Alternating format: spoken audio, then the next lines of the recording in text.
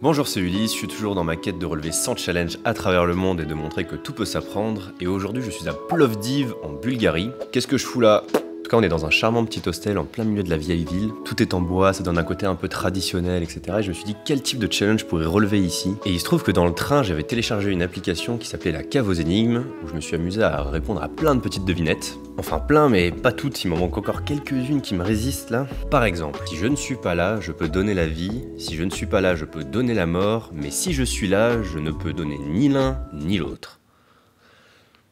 Franchement, j'ai cherché, hein. Donc si vous avez des idées, donnez-moi des indices en commentaire s'il vous plaît. Donc c'était juste des petites devinettes pour faire passer le temps, et dans l'appli, il y a des énigmes qui sont faciles, normales et difficiles, auxquelles j'ai pas encore touché. Et je sais que petit, j'adorais ça, j'ai passé des heures et des heures à résoudre des centaines d'énigmes, et je me suis dit, bah vas-y, on va regarder quelques énigmes difficiles pour voir ce que ça donne. La première, il se trouve que c'est l'énigme d'Einstein, j'en avais déjà entendu parler, et a priori, il y aurait 2% de la population qui saurait résoudre cette énigme-là. À mon avis, c'est n'importe quoi, mais je me suis posé la question, est-ce qu'il y a une énigme qui serait considérée comme l'énigme la plus difficile du monde ? Et j'ai cherché sur Wikipédia et j'ai trouvé. Mais avant de parler de cette énigme particulière, on va d'abord se chauffer en essayant de résoudre l'énigme d'Einstein, ça fera un bon petit entraînement. Et pour ça, on va aller se poser dans le jardin. C'est parti.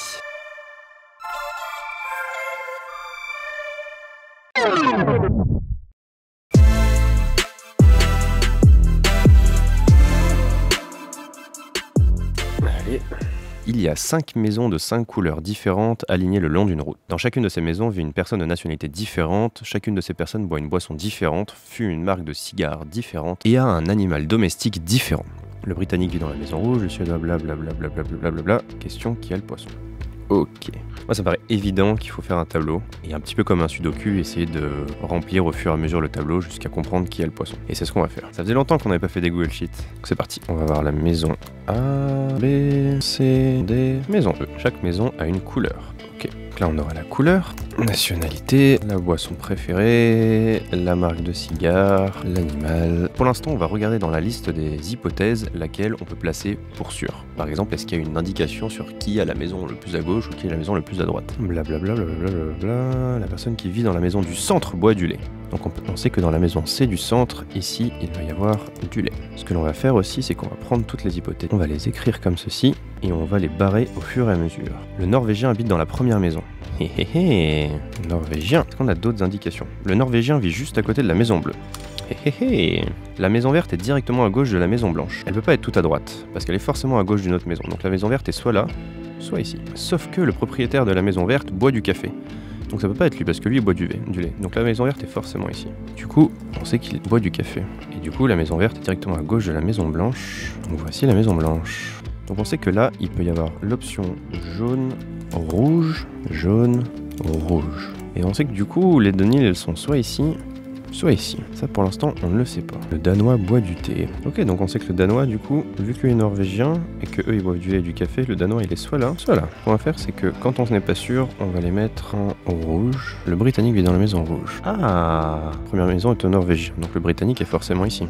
Et du coup, ici on est sur du rouge. Si ici on est sur du rouge, ici on est forcément sur du jaune. Du coup, on avait une indication tout à l'heure sur les Denil. Où étaient les Denil ?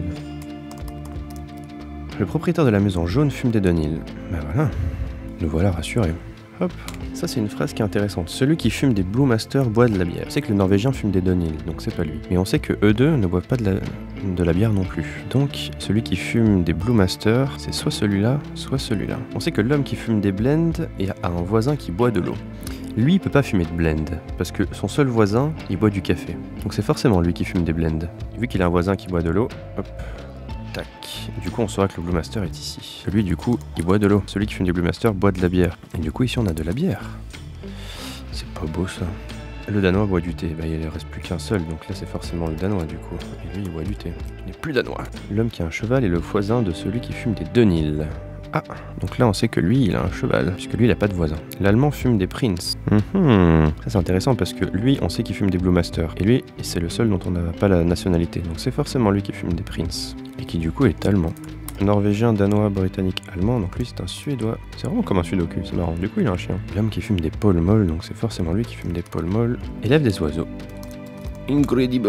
Et du coup on sait que l'homme qui fume des blends vit à côté de celui qui a des chats. Celui qui a des chats est ici. C'est donc l'allemand qui aurait le poisson comme un sudoku. Si je retourne dans la cave aux énigmes, l'énigme d'Einstein, qui a le poisson, ce serait l'allemand du coup. bien l'allemand qui lève des poissons. Yeah! Victoire! Bon, maintenant qu'on est chaud, on va aller s'attaquer à l'énigme la plus difficile du monde. Et c'est parti, il se trouve qu'elle a aussi une page Wikipédia. L'énigme la plus difficile du monde est à l'origine d'un article publié par George Boulos, philosophe et logicien américain dans le quotidien La Repubblica, sous le titre italien L'indovinello più difficile del mondo. Enfin, je crois. Republié en anglais sous le titre The Hardest Logic Puzzle Ever. Alors que je fasse attention à pas trop scroller parce qu'on voit qu'il y a la solution juste ici. Donc énoncé, origine... Ok, énoncé. Derrière 3 personnages A, B et C se cachent les dieux vrai, faux et aléatoire. Vrai répond toujours la vérité, faux répond toujours le contraire de la vérité et aléatoire choisit ses réponses au hasard. Votre tâche est de dévoiler les identités de A, B et C en posant uniquement 3 questions dont la réponse est vraie ou faux. Les dieux comprennent le français, mais ils répondront à vos questions dans leur propre langue, c'est-à-dire par da et ja. Vous ne savez pas à quoi ces réponses correspondent. Boulos ajoute les clarifications suivantes. Vous pouvez interroger un dieu plusieurs fois, et alors un dieu ne sera pas du tout questionné. Forcément, puisqu'on n'a que 3 questions et il y a 3 dieux. La deuxième question, et à qui s'adresse celle-ci, peut dépendre de la réponse à la première question. De même pour le choix de la troisième. Alright. Donc il y a une logique d'ordre quand même. Aléatoire peut être considéré comme décidant ses réponses à toute question vrai-faux par un jet pile ou face. Si la pièce tombe sur face, il dira da, si elle tombe sur pile, ja. Je sais pas vous, mais moi ça me donne envie de faire un petit tour dans Plovdiv. Et je vous propose qu'on reprenne après, comme ça si vous voulez réfléchir par vous-même, vous avez du temps. Et nous on va aller se faire une petite balade avant de s'y replonger. C'est parti.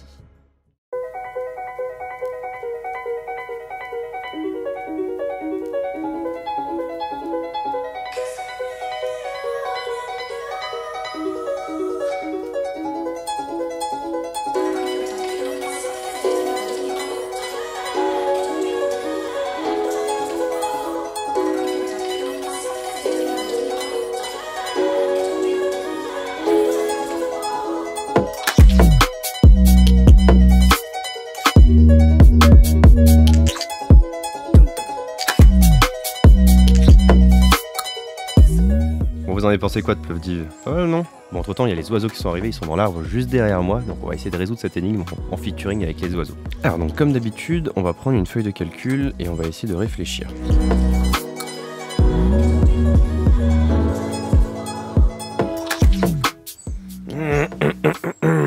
C'est marrant parce que tout à l'heure, l'énigme d'Einstein, ça me paraissait évident ce qu'il fallait faire, et là, ça me paraît pas du tout évident.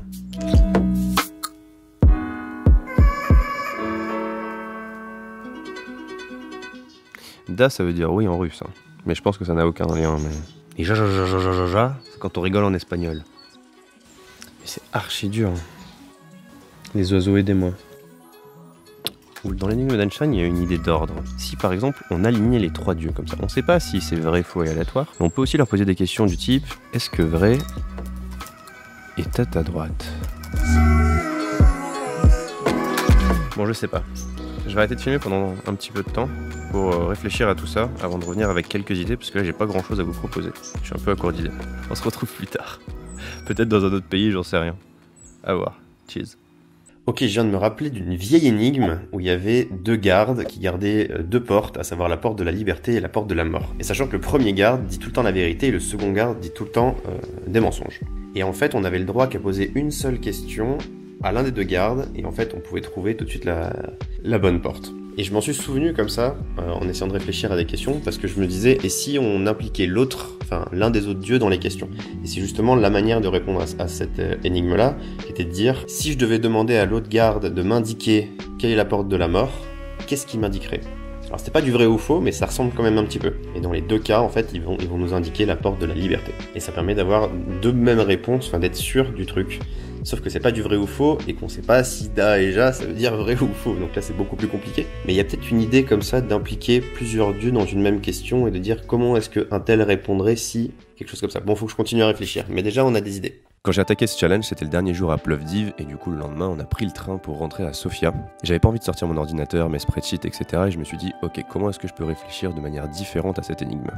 Et j'ai compris qu'en fait, il n'est peut-être pas nécessaire de déterminer ce que veut dire ja ou da.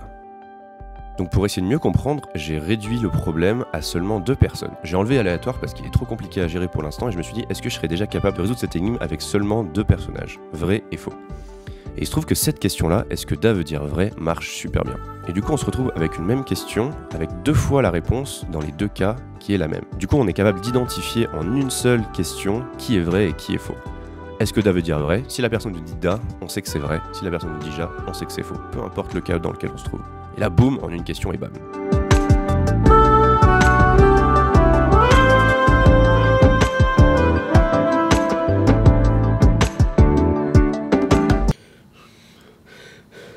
Journal de bord. Jour 78. Une frange a poussé. Ma barbe gagne du terrain. Les dieux vrais, faux et aléatoires hantent mes nuits. Je ne sais plus quoi faire. Je réponds à chaque question par Da ou Ja. Je suis perdu. Aidez-moi. La vérité, c'est que ça fait à peu près une semaine que je me suis mis un peu en mode ermite pour écrire des newsletters et faire du montage, et j'ai pas du tout avancé sur l'énigme. Enfin, jusqu'à aujourd'hui. Ça fait à peu près 2 jours que je commence à reprendre à peu près 30 minutes par-ci par-là pour me replonger un peu dans ce délire de Da, Ja, vrai, faux, aléatoire. Et aujourd'hui, j'ai fait un grand pas, je pense, dans ma compréhension, et j'ai tout remis en forme pour essayer de vous présenter un peu ce que j'ai compris, et je pense que je suis plus si loin. On remarquera qu'on en est à la ligne 99, donc j'en ai déjà testé des trucs. Ma première intuition était vraiment pas mal, le est-ce que Da veut dire vrai? Donc on avait ces 2 cas, et en fait cette question était puissante parce qu'elle permet d'identifier entre vrai et faux qui est qui. Ensuite, j'ai cherché d'autres patterns. Ce que j'entends par pattern, c'est que là on remarquera qu'on a toujours Da sur cette colonne et que là on a toujours Ja sur cette colonne. Je me suis dit, est-ce qu'on peut pas trouver une question où on aura toujours Ja sur une ligne cette fois et Da sur une ligne? Et il se trouve que la question est-ce que tu mens marche plutôt bien. Et j'ai commencé à repenser à ces questions là un peu où on demande qu'est-ce que répondrait l'autre à telle question. Au début je me suis dit ok, on va reprendre cette question là, est-ce que Da veut dire vrai? Et on va dire cette fois-ci, est-ce que tu répondrais Da à cette question là? Et en fait on se retrouve un peu dans cette configuration, c'est-à-dire est-ce que tu mens ici?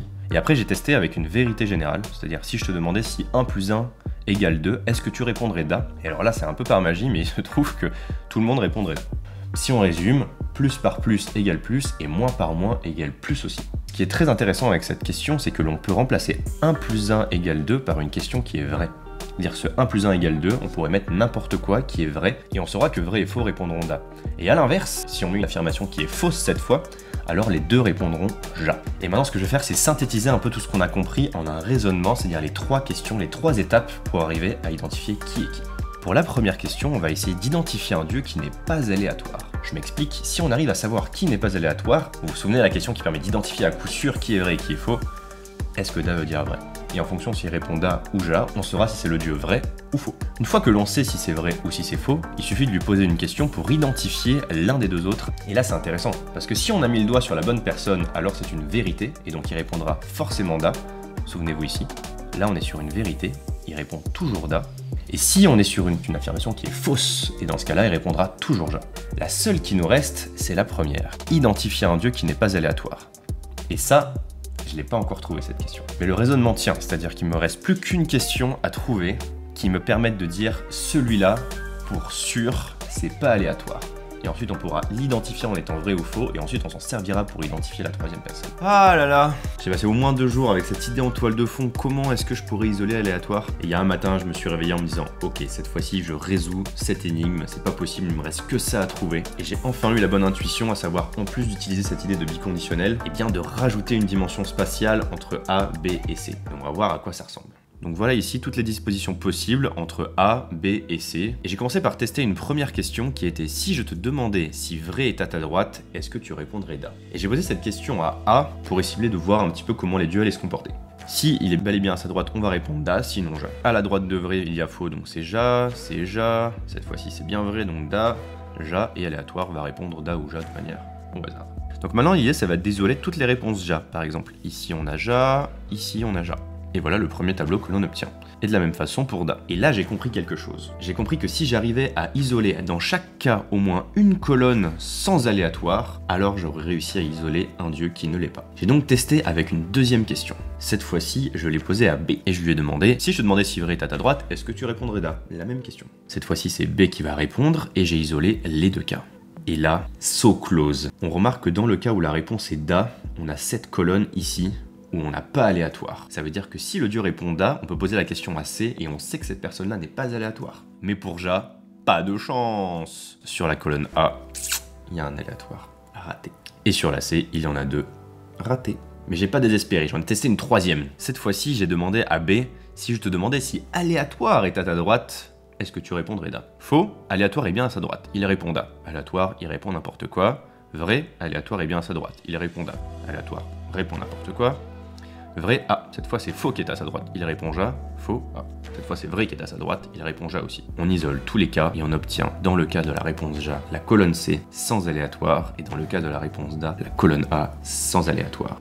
Et voilà, on a réussi. Si j'obtiens la réponse Ja, je poserai la seconde question, à savoir est-ce que Da veut dire vrai au personnage C, pour faire la distinction entre vrai ou faux. Et si j'obtiens la réponse Da, je poserai cette même question au personnage A. Une fois qu'on a identifié A ou C en étant soit vrai, soit faux, il suffit de lui demander est-ce que B est aléatoire. Avec la question suivante ici, si je te demandais si B est aléatoire, est-ce que tu répondrais Da? Si la réponse est Da, alors B est bien aléatoire. Si la réponse est Ja, B n'est pas aléatoire et donc est l'autre. Si c'était vrai, bah c'est faux. Si c'était faux, bah c'est vrai. Et ensuite, par déduction, on peut déterminer qui est le troisième dieu. Bon, c'est sûr que cette énigme, elle m'aura cramé un bon paquet de neurones, mais honnêtement, la réponse, je la trouve plutôt élégante et c'est tellement satisfaisant d'être arrivé au bout, quoi. Bon, là, je vous ai montré dans cette vidéo comment j'ai progressé au fur et à mesure et c'est peut-être pas très clair. Donc, j'ai tout repris dans ma newsletter. J'ai passé un bon moment à essayer d'expliquer chaque question, chaque cas, comment est-ce qu'on réfléchit, qu'est-ce que c'est la logique biconditionnelle. Et l'objectif, c'est que tout le monde puisse comprendre. Le lien est dans la description. Allez jeter un coup d'œil. Ok, je vais me faire un petit kiff avant de terminer. Je vais me donner 2 minutes pour essayer de résoudre un maximum d'énigmes faciles cette fois sur la cave aux énigmes. Alors c'est parti, on va dans les énigmes faciles.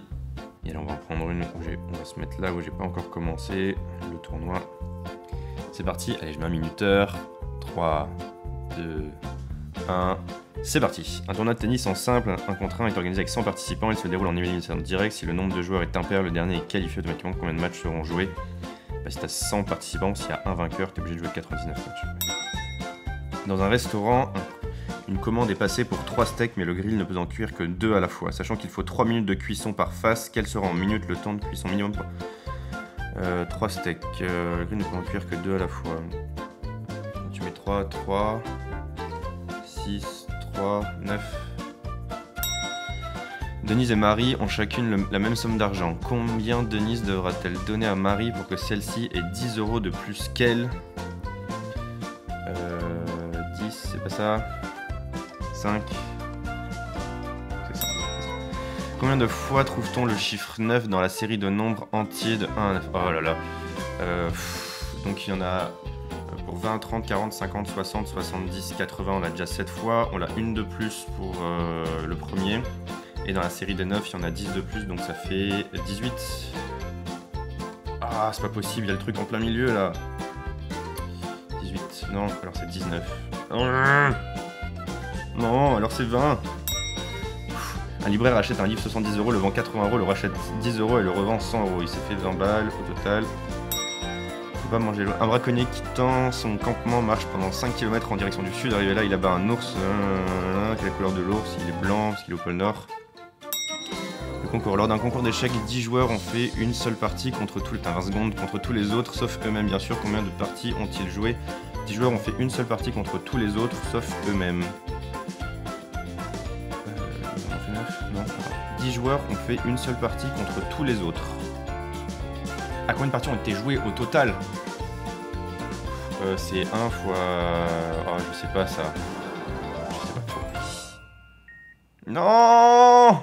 Bon, juste pour le fun, on va essayer de voir combien. Donc il y a 10 joueurs, chaque joueur a fait 9 parties. Ça fait 90 parties, sauf qu'en fait il faut diviser par 2 parce que c'est le nombre de joueurs, donc ça fait 45. Bon allez, à très vite pour un nouveau challenge.